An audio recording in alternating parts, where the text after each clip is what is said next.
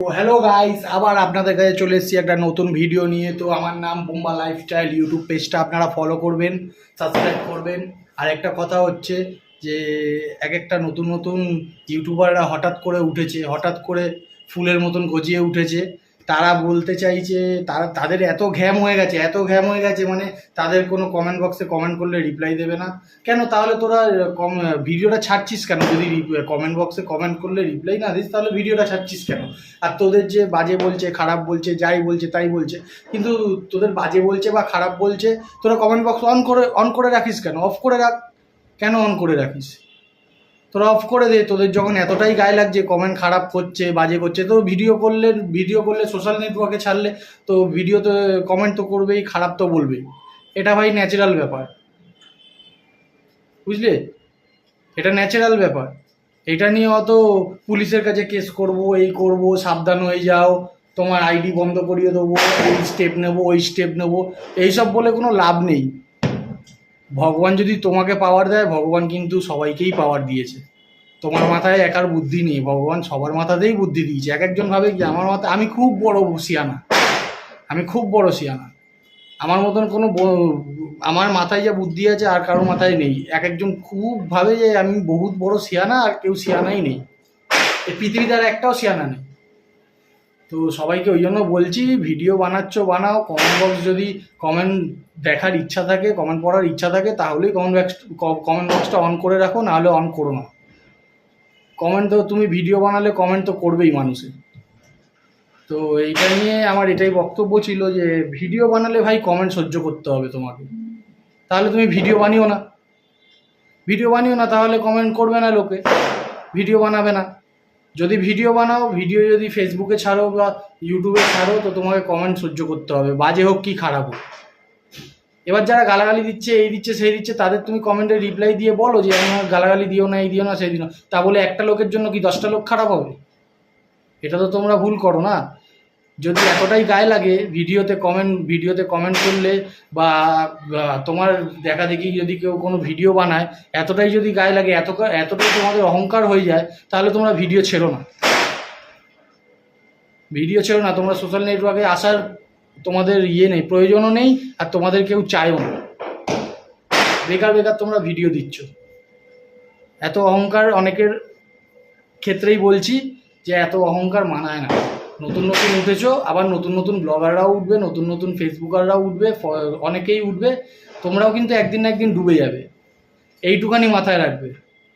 তোমাদের আজকে এত অহংকার রয়েছে, আজকে 1 বছর, 2 বছর, 3 বছর, 4 বছর, 5 বছর থাকবে, তারপরে তারপরে তো তোমরা ডুবে যাবে। আবার 5 বছর পর অনেকেই উঠবে, তখন কিন্তু তোমার সাপোর্ট, ওদের থেকে তোমার সাপোর্ট নিতে হবে। ওই জন্য বলছি যে কাউকে কখনো ছোট করো না, আর সবার সাথে ভালো ব্যবহার করো, সবার সাথে দেখা করো, সবার সাথেই মেশো। আর এই পুলিশ কাচারি করতে গেলে তোমরা সোশ্যাল নেটওয়ার্ক করো না, অন্য ব্যবসা করো। হ্যালো গাইস, তোমাদের আরেকটা কথা আমি বলতে ভুলে গেছিলাম।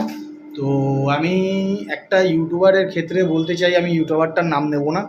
তো একটা ইউটিউবারকে আমি বলতে চাই, তোমার বাড়ি একজন হয়তো তোমার বাড়ি গেছে, বাড়ি গিয়ে তোমার সাথে দেখা করেছে, দেখা করে আসার পর তোমার একটা কি দুটো কি 3টে 4টে ভিডিও ওর নিজের ফেসবুকে বা ইউটিউবের মধ্যে ছেড়েছে।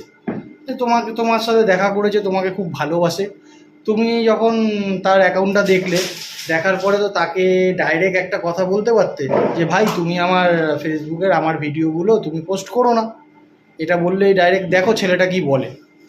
ছেলেটা যদি তখন ওই কথাটা শুনে যদি ভিডিওটা বন্ধ করে দিত, তাহলে তোমার কোনো আর উল্টোপাল্টা কথা বলার তো তাকে কোনো ব্যাপার ছিল না। তুমি তাহলে এই একটা ইউটিউবার, এত বড় একটা ইউটিউবার হয়ে তোমার মাথায় কীরকম বুদ্ধি যে তুমি ডাইরেক্ট ছেলেটাকে, তো তোমার সাথে এত ভালো রিলেশান হয়েছে, সেদিন গিয়ে একদিন তোমার সাথে রিলেশান বানিয়ে এসছে তোমার বাড়িতে গিয়ে, তারপরেও ছেলেটাকে কি করে তুমি ডাইরেক্ট যেই SMS-টা করেছো, এর আগে তোমার সাথে কোনো দিন একদিনই কথা হয়েছে, তারপরে তো তোমার সাথে কোনো কথা হয়নি। তো তুমি কি করে ডাইরেক্ট তাকে থ্রেট দিতে পারো যে স্টেপ নেবো তোমার ব্যাপারে, তুমি যদি ভিডিওটা ডিলিট করে না দাও? কি করে তুমি বলতে পারো? ছেলেটার বউ তোমাকে তো এত ভালোবাসে, তার পরিবার তোমার সব ভিডিও দেখে, তো এত ছেলেটা ভালোবাসে, এত তার বউ ভালোবাসে, তার মা বাবা সবাই ভালোবাসে, তুমি কি করে তার ব্যাপারে তাকে এই কমেন্টটা করতে পারলে?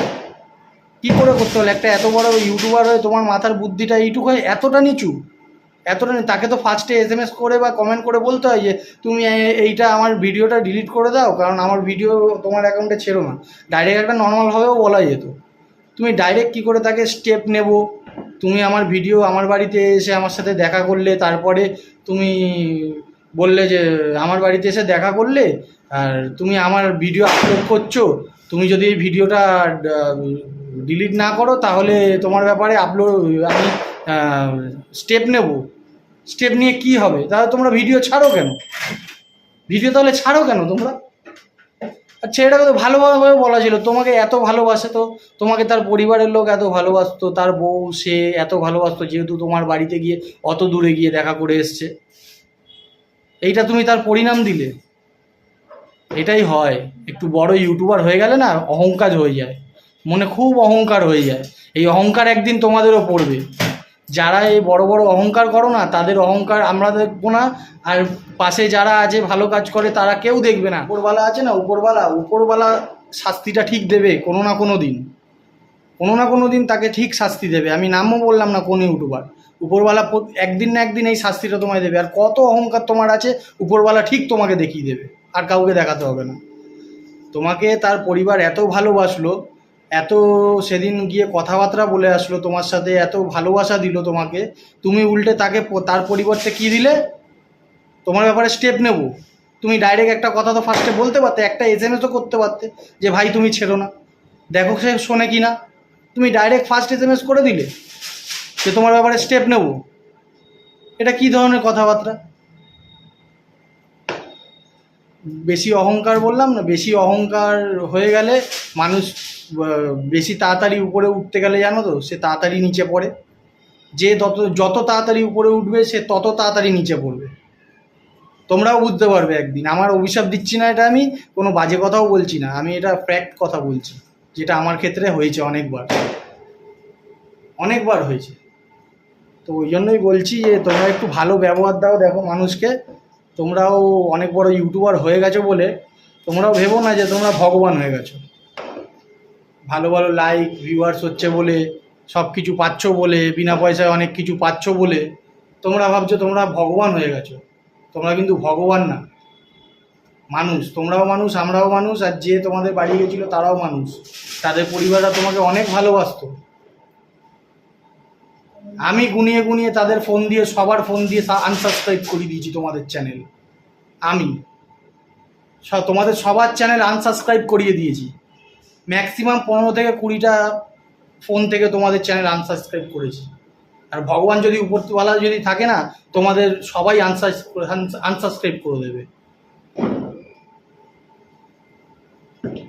তো চলো, বেশি দূর আর এগালাম না, বেশি কথা বাড়ালাম না, বাড়ালে অনেক কথা বেরোবে। তো জিনিসটা খুব খারাপ করেছো, জিনিসটা যাই করেছো খুব খারাপ করেছো, যার ক্ষেত্রেই করেছো খুব খারাপ করেছো।